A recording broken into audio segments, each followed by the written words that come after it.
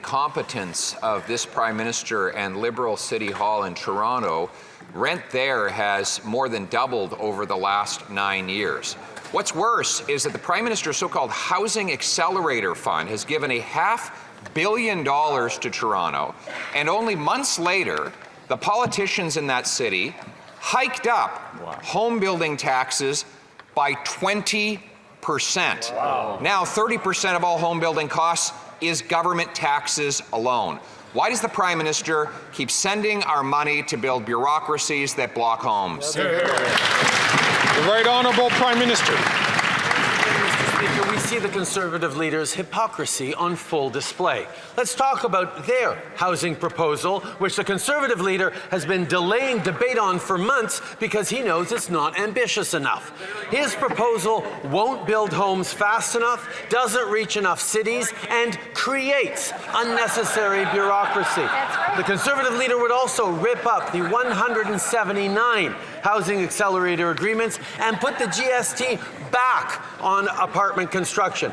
His clear lack of ambition on housing is partly how we ended up here in the first place. Hear, hear. That's right. Honourable Leader of the Opposition. When I was housing minister, we built 200,000 homes in 1 year. The rent was only $900 and mortgage payments were half of what they are today. Fast forward to present, the Prime Minister has given $500 million to Toronto City Hall to jack up new taxes on home building. No wonder that when the president of the Residential Construction Council of Ontario, Richard Lyle, was asked whether the Prime Minister would keep his promise for 3.9 million new homes by the end of the decade, he said, and I quote, "No chance." Mr. Speaker, why doesn't he stop funding bureaucracy so that we can get out of the way and build homes? The Right Honourable Prime Minister.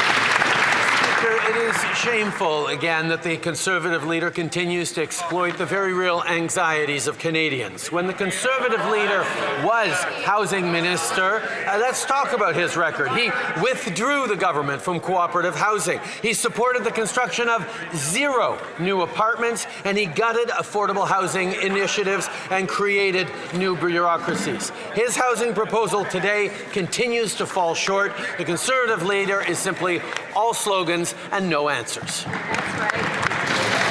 The Honourable Leader of the Opposition.